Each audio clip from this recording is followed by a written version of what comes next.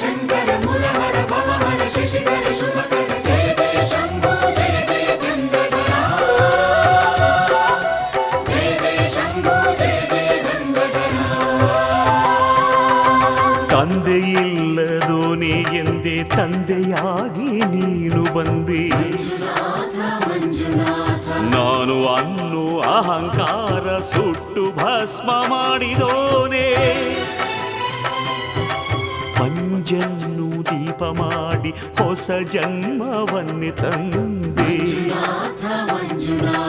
ಅರಿವಿಗೇನೆ ಗುರುವಾದ ಗುರುಗಳ ಗುರು ಇವನೇ. ಸತ್ಯವೂ ನಿತ್ಯವೂ ಒಬ್ಬನೇ.